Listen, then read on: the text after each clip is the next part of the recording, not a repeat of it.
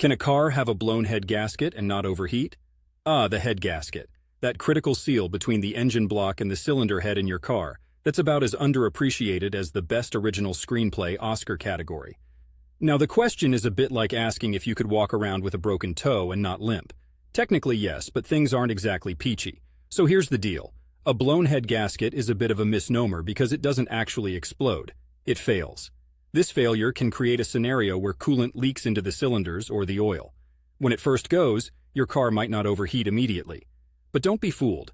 It's like ignoring a toothache. It's only going to get worse. When the head gasket first gives way, there might be minimal symptoms. A small breach might not show up as a catastrophic failure, like an overheating engine, yet. You might notice white smoke from the exhaust, coolant burning off, a drop in coolant levels without any obvious leak, or milky oil, coolant mixing with the oil, which is as bad for your engine as a diet consisting solely of deep-fried Oreos. Your engine might still run, but it's compromised. It's like playing Jenga and pulling out one of those key blocks. The tower's still standing, but anyone can see it's about to topple. And trust me, in places like my home turf in Portland, Oregon, with our rain and all, the last thing you want is your car giving up on you because you ignored what seemed like a small problem. A car with a blown head gasket can lead to a cascade of issues that can and often will lead to overheating down the road as the problem worsens. Cars, like people, have their quirky ways of breaking down.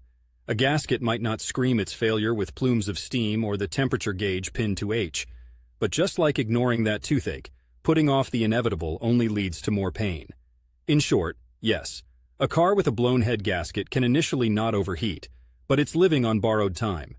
Your best bet is to get it to a mechanic faster than you'd ask out a crush after receiving an ambiguously flirty text.